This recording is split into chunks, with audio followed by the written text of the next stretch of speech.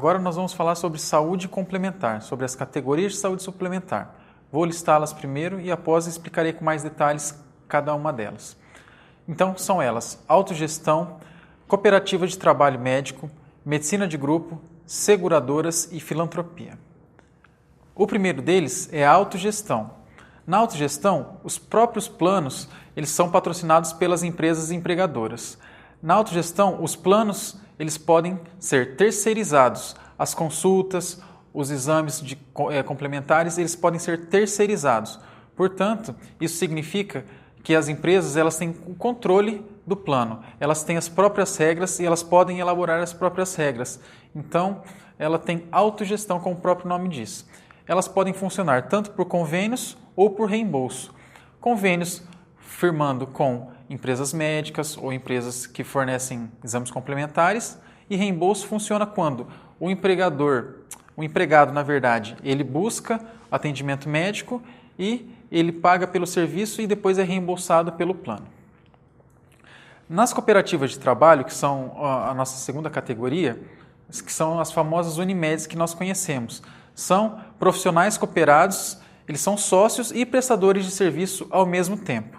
Então, o pagamento vai ser proporcional ao tipo e volume de atendimento. Portanto, se o profissional ele realiza uma determinada consulta, ele vai ter um determinado valor a receber.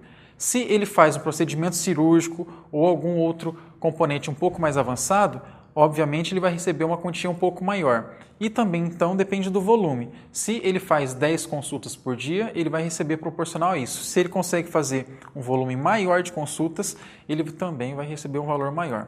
E os usuários nesse tipo de gestão, eles fazem o pré-pagamento, ou seja, eles fazem o pagamento de uma mensalidade e depois eles têm acesso ao serviço que foi combinado durante o contrato. Outro item são as seguradoras. Nas seguradoras, em geral, elas podem estar ou não vinculadas a bancos.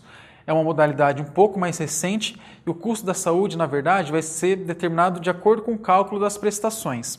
Então, aquilo que for necessário para o paciente vai ser entrado em acordo com as seguradoras e aí será calculado o valor das prestações.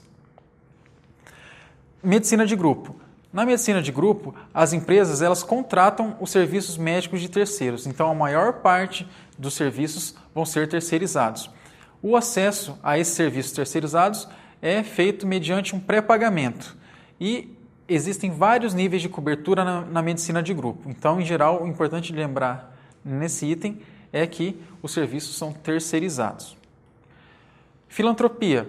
Na filantropia, a gente trabalha com entidades sem fins lucrativos, que a gente conhece, o exemplo mais comum, né, são as Santa Casas. Elas podem operar planos privados de assistência também. Em geral, elas trabalham com uma parte filantrópica e com uma parte de plano privado para poder contrabalancear esses custos, né?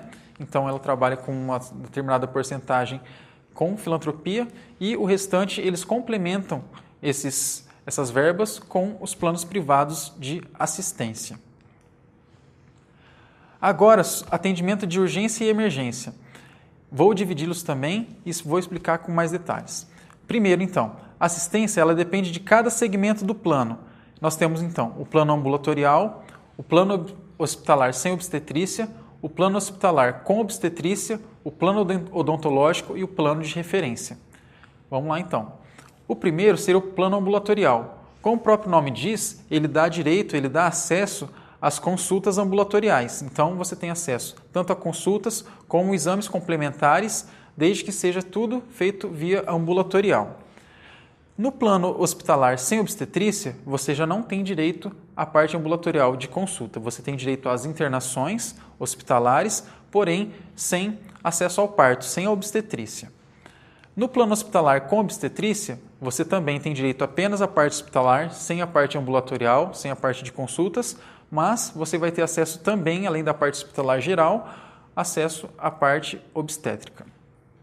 O plano odontológico, ele vai contemplar, na verdade, toda a parte de saúde bucal. Toda a parte de saúde bucal, então, vai ser especificamente desse plano odontológico.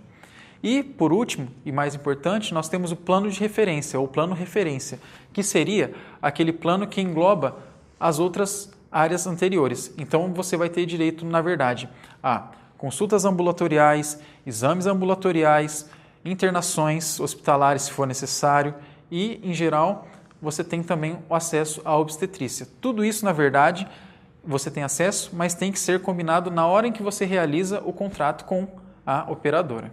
Continuando com os segmentos de plano, nós temos ainda atendimento de urgência e emergência. Continuando, nós vamos falar agora sobre outros segmentos de plano. Temos então ainda o atendimento de emergência em psiquiatria. No atendimento de emergência em psiquiatria, nós vamos ter acesso àqueles pacientes que são abordados na saúde mental, principalmente aqueles que incorrem em risco de suicídio ou aqueles que levam riscos a outras pessoas, a terceiros.